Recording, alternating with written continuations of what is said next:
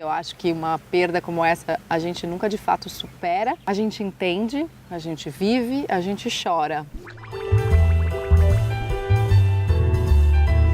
Desde muito pequena, a gente foi estabelecendo uma relação que era muito mais uma relação de amigas do que uma relação de mãe e filha. E eu não lembro quantas vezes ela me falou, nossa, se eu tivesse a sua maturidade com essa idade, ela achava que eu era muito madura, mas eu não sei se eu era, não. Às vezes eu fingia que eu era madura só para ouvir ela me contar as coisas que ela me contava. Ela se abria muito comigo.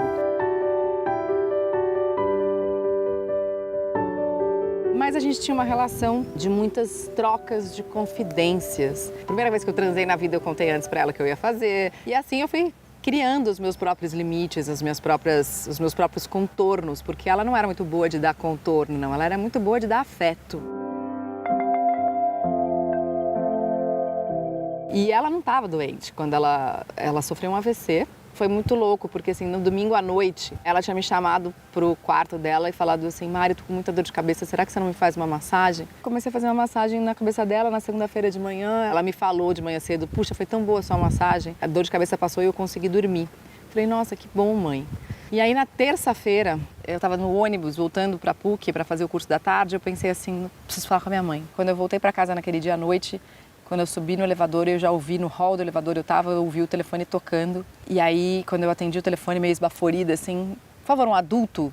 Eu falei, pode falar, eu sou adulto. Não, eu quero falar com um adulto, é do consultório da dona Beatriz. Daí eu falei, não pode falar, eu tô falando com adulto, eu tinha 20 anos nessa época. Eu falei, o que aconteceu com a minha mãe? Eu disse, não, sua mãe passou um pouco mal, mas eu falei, eu estou indo para aí. Desliguei o telefone, peguei meu carro, fui para lá. Liguei pro meu pai antes de sair de casa, meu pai saiu do trabalho, me encontrou lá também no carro dele. E quando a gente chegou, ela estava sentada assim com os livros na sala de espera do próprio consultório dela. E ela falou, vou buscar meu casaco. Entrou na sala de volta, a moça contou que ela tinha tido uma convulsão e, enfim, que tinha ficado um tempo sem consciência.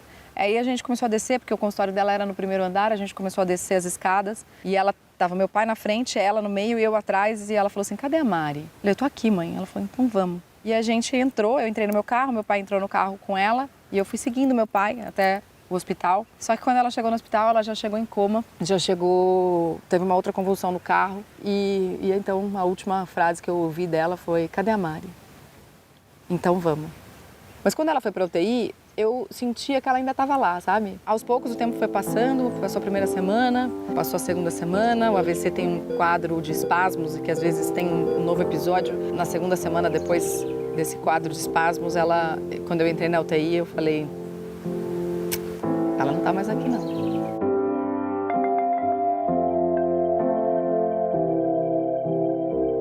E aí comecei a viver um sentimento muito dúbio, assim, muito ambíguo dentro de mim, entre a vontade que eu tinha que ela fosse logo embora, porque eu sabia que lá ela estava sofrendo, não tinha chance dela sair, e uma sensação de querer manter a esperança a todo custo. Afinal de contas, assim, como é que eu podia imaginar ficar sem mãe, né?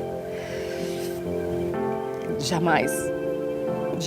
Eu lembro das luas cheias, eu olhava para a lua, tinha uma música do Catinguelê que eu cantava, aquela assim, sabe? Lua vai. Eu sou péssima de cantar, gente, mas vou cantar. Iluminar os pensamentos dela, falar pra ela que sem ela eu não vivo. Viver sem ela é meu pior castigo. Olha, vai dizer que se ela for eu vou sentir saudade. Dos velhos tempos que a felicidade reinava em nossos pensamentos no ar. Cantei essa música e sempre me faz chorar essa música, porque era realmente o que eu sentia. Que eu ia sentir muita saudade e que ficar sem ela ia ser mesmo o meu pior castigo. Meu pai estava muito emocionado também com essa história da UTI. Ele falou assim, ai, Mari, tá difícil pra mim, eu vou lá embaixo, vou fumar um cigarro. Eu falei, tá bom, pai. E quando ele saiu da UTI, minha mãe mesmo em coma, começou a chorar. E eu levei um susto e ele voltou 3 minutos depois. Eu falei, o que foi, pai? Ele falou, não, sua mãe. Eu falei, o que tem, mamãe?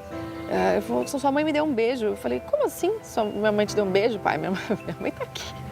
Aí ele falou, não, uma borboleta amarela, Mari. Pousou no meu ombro e foi o beijo da sua mãe. Acho que o João nasceu, eu vi uma borboleta amarela cruzando o meu caminho. Eu falei assim, não é hoje o parto. O dia que o Miguel nasceu, uma borboleta ficou morando na minha área de serviço durante 15 dias. Enfim.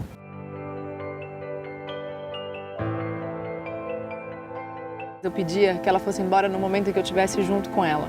E teve um dia que eu e meu pai, a gente segurou as mãos dela, assim, cada um de um lado. A gente segurou as mãos, assim, com as mãos dela e as nossas mãos, e começamos a rezar um Pai Nosso. E quando a gente falou amém, o aparelho, o monitor cardíaco fez pi, e ela foi.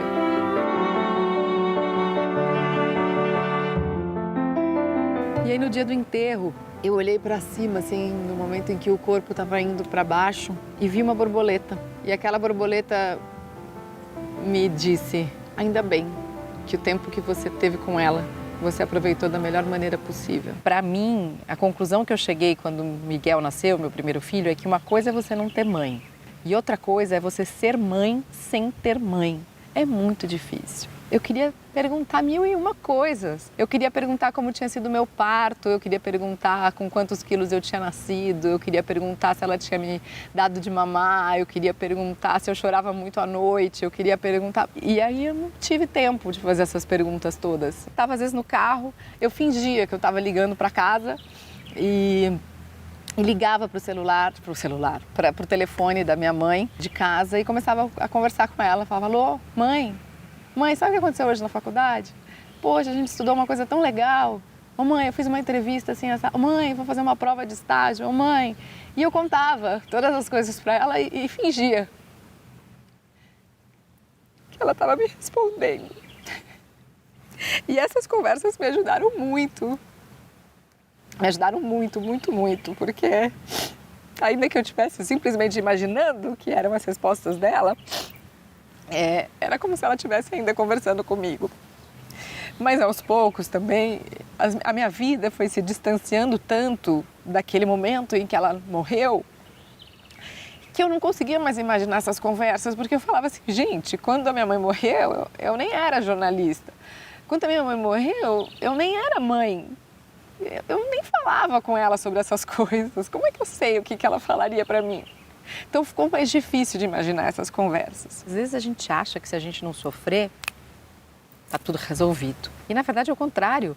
A vida tem sofrimento. E se a gente não sofrer o sofrimento da vida, aí a gente vai se alejar mesmo. Porque tem algo que a gente está carregando que a gente vai ficar arrastando. Uma coisa que foi muito interessante para mim foi a primeira vez que eu fui viajar e eu tinha que deixar sozinhos o João e o Miguel. E eu lembro que o Miguel estava dormindo no sofá e eu fui dar um beijo nele e me despedir. E eu estava morrendo de medo. Putz, grila, e se acontecer alguma coisa comigo, se o avião cair? Essas coisas que a gente não pensa antes de ser mãe e depois a gente fica pensando muito. E aí eu falei assim: Miguel, se você tiver saudade, me procura dentro de você. Quem vai, fica dentro da gente.